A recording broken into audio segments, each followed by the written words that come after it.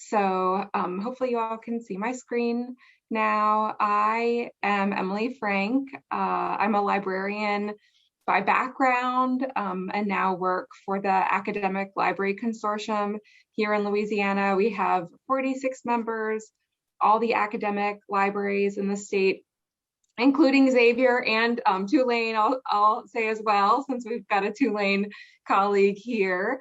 And in my work with Lewis, that consortium, I'm the Affordable Learning Program Administrator. So I work very closely with the librarians around the state on the type of work that we'll be diving into today. Felicia, do you want to, probably all folks know you here. I don't know if everybody, know. well, no, not everybody. Well, anyway, I'm Felicia Folks. I am pretty new to Xavier. I'm the Learning Design and Open Education librarian, and I work a lot with Emily. We have been touching base on a lot of different things, and my goal for the coming future is to really get more faculty on board with OERs and AERs on campus for Xavier. So that's kind of what I've been paying a lot of attention to. So hopefully we'll come out of this with some more people who want to kind of delve into doing these. Yeah, and Felicia and I, started working with one another in the last year, all virtual, all remote. So, it's fun that this is our next step, doing this type of virtual presentation, when historically I would be coming to the campus and meeting with you all face to face. But it's good to know how successful we are when we pivot in different ways, given what we're all dealing with. So just a brief agenda for what we'll be talking about today. And like I said, I hope we can think of this as informal. So drop questions in the chat throughout, since we will both be talking. It's very easy for the other one of us to attend the chat and address any questions that come up. But we'll be beginning with some introductions, hearing who all is with us here today, and then talk about the why between AER and OER, affordable educational resources, and open educational resources, what those are. And then we'll be looking at some of the Xavier specific and statewide, nationwide, worldwide tools available in this space, before we hope having a bit of a conversation about what might be a next step, what types of supports, what types of challenges you all face, and kind of having some sharing that comes from that. So we have a small group, and I know we've had some chance to have some conversation already, but we were hoping to have you all drop in the chat. We will know your name because of the way that Zoom works, but your department, and then have you ever used open educational resources or OER before? We might call them also open access resources that you're using for teaching and learning. Sometimes I hear people call them open source. There are lots of different ways we could refer to these. So drop that in the chat, and I'm going to take a peek at the chat here. Yeah, Elizabeth in psychology. Yes. I am so curious to continue conversations with you, Elizabeth, since you occupy a very interesting and relevant space for what we're doing in the state, where you have both the traditional textbook experience, the adoption and customizing of OER experience. You've done work for high school audiences and higher ed audiences. So I've written down your name, in fact, so I can keep you in my mind, since that covers so many things that we think about. Jay from English has also adopted for a grammar class. Great, thanks for your email. Karen. Yes, French for some of our certificate programs. Great, welcome. Liv from Tulane. Okay, great. So glad to hear that collaboration between the Center for Engaged Learning and Teaching and the library is happening around facilitating faculty work. That's great. That's so exciting.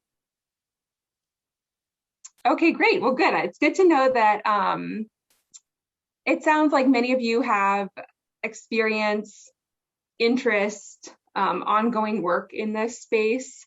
So what we're talking about will be familiar to many of you then, if not all of you. But we do want to do some stage setting and talk about why is the state involved in this work, what it means to us at the Board of Regents and at Lewis, and at Xavier for our colleagues in the library, and maybe for you all as well. So when I think about this work, the most common thing that we talk about is the affordability piece, that these resources are available for students for free, that has a very clear cost element. But I'll also talk a bit about how there's the access piece, day one access for all students, and then how that also feeds into an equity piece, which is a big part of all of our conversations around education. So thinking about that access, equity, affordability piece, this is one thing that comes to mind for me, a study from the US Department of Education that found that for the first decade of this century, so 2000 to 2010, there were 2.4 million low and moderate income college qualified high school graduates that did not complete college because of cost. So we know that cost is a real barrier. These were students that had done everything right, taken the right classes, were academically prepared, but the cost piece was an issue. We see this cost element play out in the news every day with conversations around student loan debt, and if there will be action at the national level around that, just for kind of a comparison or some consideration of what student loan debt looks like on average for Louisiana. This is the average debt of a graduate in Louisiana from 2019. And when we think about what that cost is composed of, these are the categories of cost for a higher ed student in this country. And this conversation, what we're asking, what we're interested in with you all is around this piece of those costs, acknowledging that this is perhaps one of the lowest, or at least, a lower cost category for students. Students almost surely spend more in tuition and fees at many institutions, or room and board is typically much higher than an annual books and supplies load. But this is the one piece that faculty can address, have a role in impacting and shaping. No one on this call today, so far as I know from your introductions, has a role in setting tuition and fees at Xavier or in determining room and board rates. So this is one that we can shape on our campuses. And the other reason why this is important to us is that we do see that textbook costs can be the final straw. Sometimes students, may face so many barriers, so many challenges on their way to a degree. And it can be the case that, that additional challenge is the thing that pushes them over the edge and causes them to leave school or something else. And so fail a class, drop a class.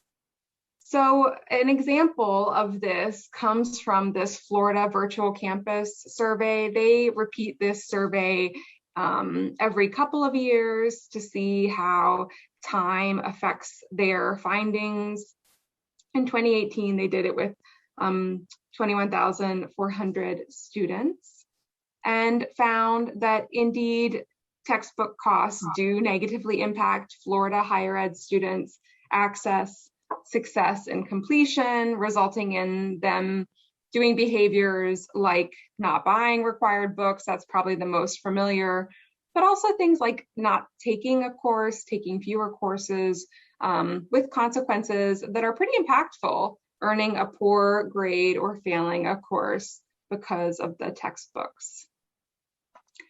So we want to specifically talk to you all about two different approaches, two different things to consider. I think something I think about in this work is I'm very cognizant of the time it takes to redesign a course, to select materials, to prepare your assessments in light of that new material. And so we're really excited, to learn more about actions that you might feel motivated to take after this. But I also hope that today many of you are already involved in this space, but that this continues to plant a seed so that as you, when it comes to a time when you're doing your course review or your normal textbook workflow selection process, that you might recall, oh, there are these other options that I can consider. Let me touch base with Felicia again and see what's available for my course that I'm looking at today. So one of the set of options is what we call AER, Affordable Educational Resources. These are materials that are traditionally copyrighted. I will say all of the materials we're talking about have copyright. But by traditional copyright, I mean it's copyright that is all rights reserved copyright. So what we typically think of with copyright, but they are licensed through your campus library as an ebook and with a type of access that is either unlimited user access, so the whole campus can access it, or multi-user, so many students can access it at once. Schools across the state, schools across the nation have these types of course materials adopted that are available in your ebook or in your library's ebook collection. So that's one option, and Felicia will continue to share as I go on today when she's talking about the Xavier pieces. Yeah, Felicia, do you want to pop in? Sorry, I started coughing. We are more than happy to look into buying an ebook for your class. Also keep in mind, we already have ebooks in our collection. So there are already full-on e-versions of books that you might want to look at that are already in a database. If you ever are curious about a topic or something and you're not sure if we have an ebook, send me an email and I'm happy to look for you and give you an idea of what we have. But we have bought a lot of ebooks specifically from faculty requesting them of us. And anytime that you're wondering if we can do that for you, just let me know. Send an email to me and I will look into it for you. Hey, I don't mean to interrupt, but Felicia, can I ask a question about that then? Yes. So this semester I'm teaching my X-Core class, and I'm using this book, this Food Matters book, which is it's a Bedford. No, I was looking at me. It's a Bedford, a Bedford Spotlight Reader, and it's Macmillan, and I know that it has an e-copy because most students got the e-copy, but through the bookstore, and it was cheap. It was cheap, but but is this the kind of thing that the library could get the license to have multiple use for? Yeah. Do you want to send me the information and I can look? I can check and see. Yeah, and if it's there, it makes more sense for us to just get it versus your students having to get it individually. So just send me the name of it and the author and all that good stuff, and I will look for you. I'll check it out. Thank you. You're welcome. I have a question, Felicia. Yes. I have been told that if I need to order a book, I need to contact Nancy Hampton. So I get confused. Who should I contact at the library? So for ebook stuff, I'm gonna have a list for you later of if you're trying to request something. It doesn't have to be Nancy. It can be me for an ebook, but really you should be going through your liaison for your subject area, because that's the person that it makes more sense that you have a librarian that's assigned to your subject area. And I'm going to show you, actually I put a link to a list of everybody and their subject areas in the chat. You can contact Nancy, but I would say go through your librarian liaison instead. And then we take it from there. You don't have to worry about it from there.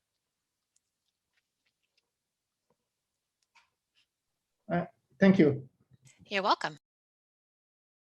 Yeah, so that is such a big opportunity, for your students. These are items that will be in the library's collection moving forward. So an exciting thing to take a look at with Felicia.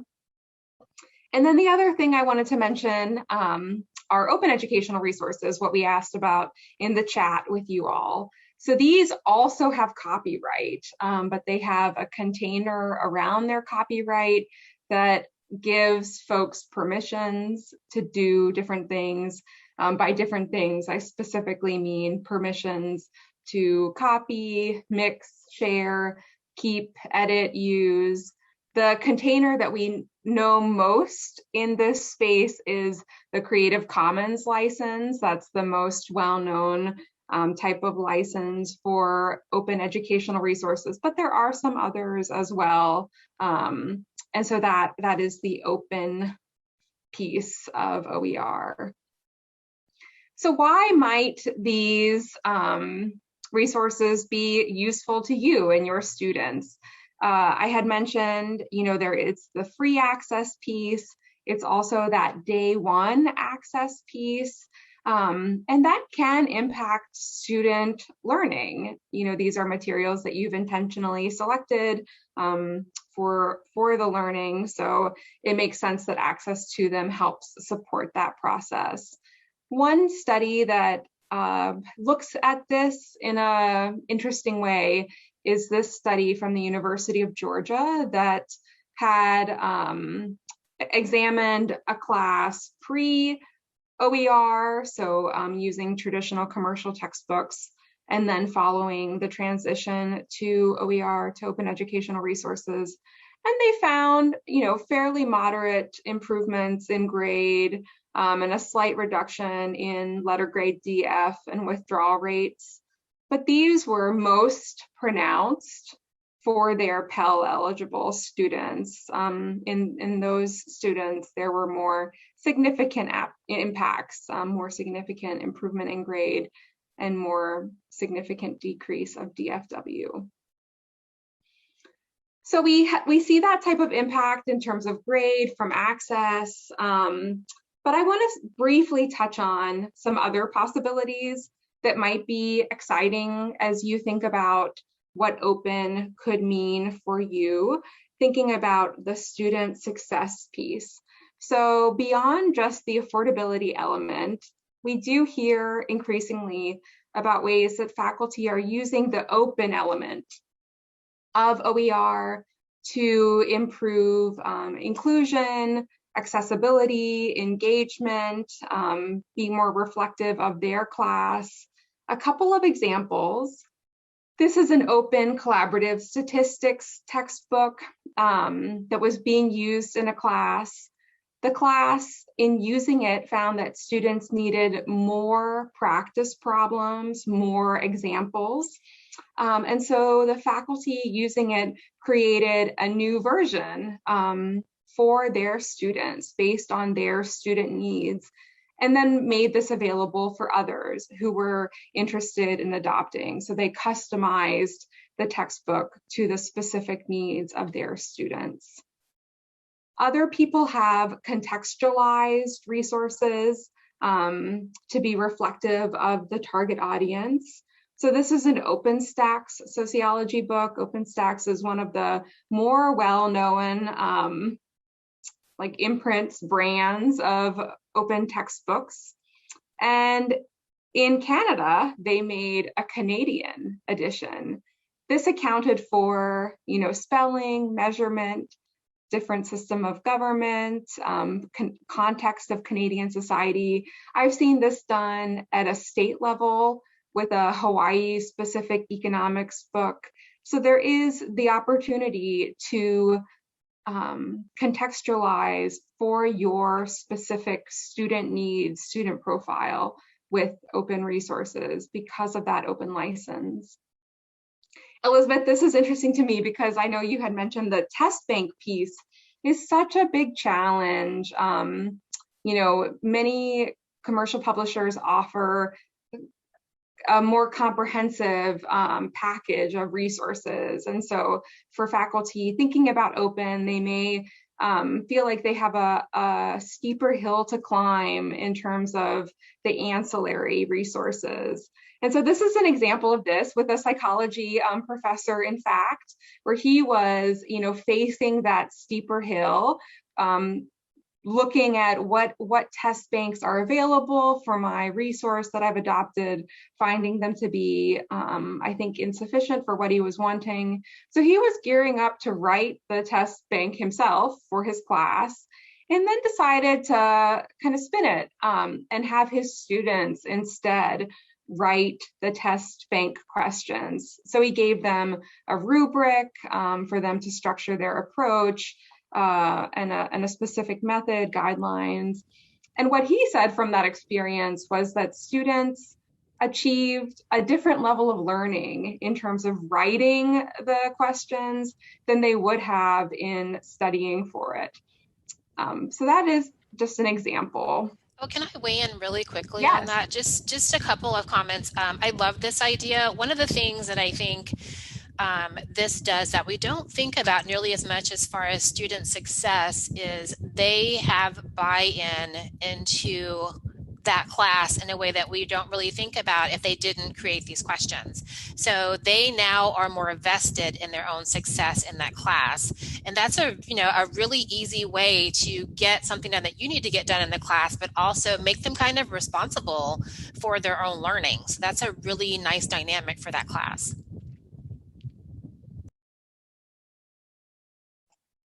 Yeah, totally agree.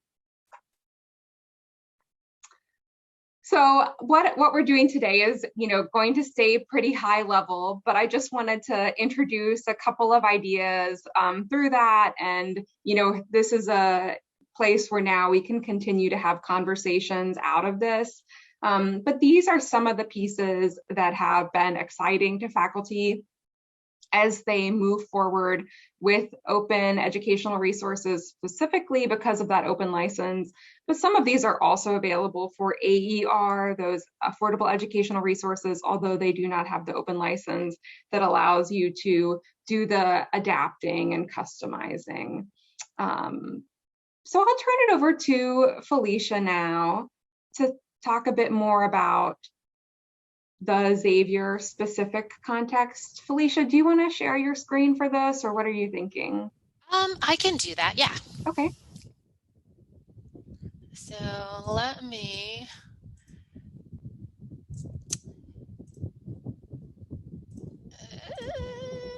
share my screen, then you can see that I don't have it up yet, but I'm going to get the presentation up.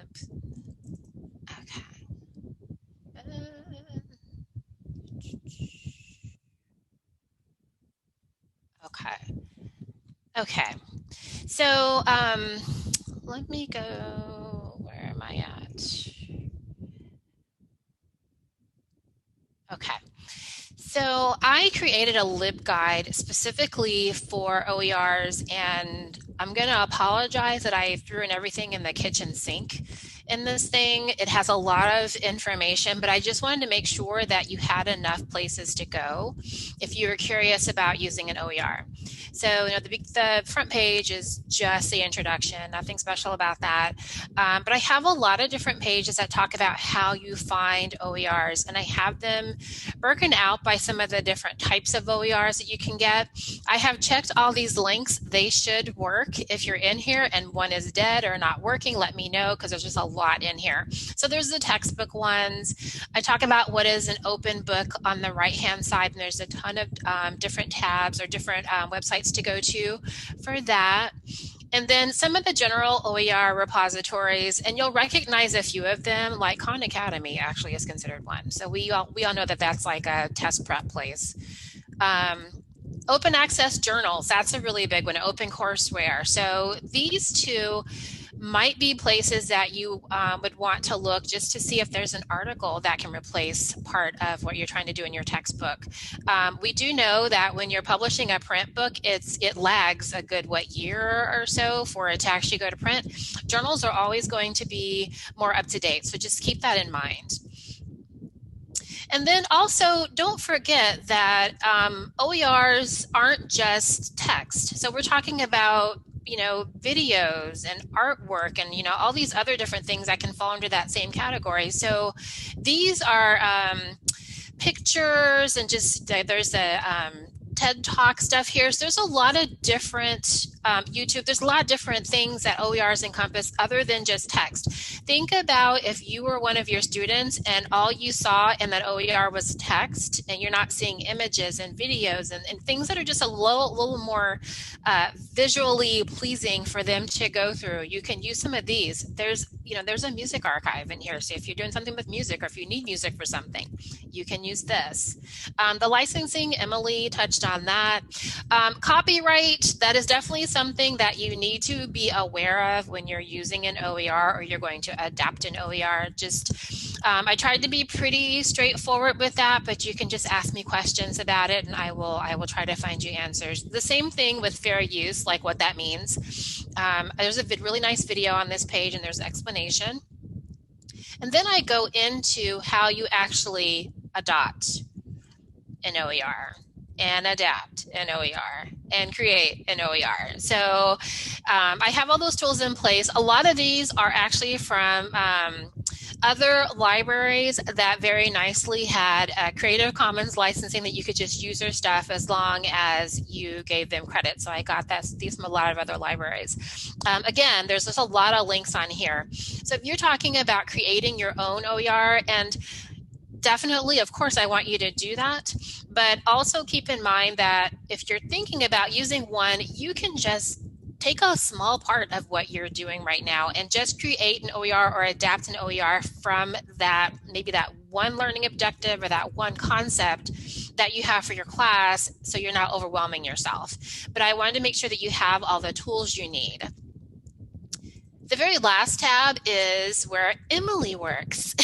So this is the Lewis page, and I have, information about what Lewis is, and I created a Lewis OER Commons tutorial, and that's one of their repositories on the website. And I will say it's probably one of, I think, the easiest repositories to navigate. So if you wanted my suggestion on where to start, that's a pretty good place to start. A link to the Lewis page is up here on the top, and you're welcome to go there and look around. They have some really fantastic information on collaborations that are being done amongst other faculty also. So you might want to look at that just to see what other faculty in Louisiana are doing. Okay. So what I am doing and what I've been doing since I started, I work with Emily a lot with this, is just trying to identify who is using OERs, who's using AERs, and then also trying to identify the other way, OERs and AERs that maybe could be adopted. And that's where I would need faculty to let me know what they're looking for so we can do a search and figure out if there's something that actually can be used for your class. So thank you, Elizabeth, for letting me look for your book. I'm happy to do that.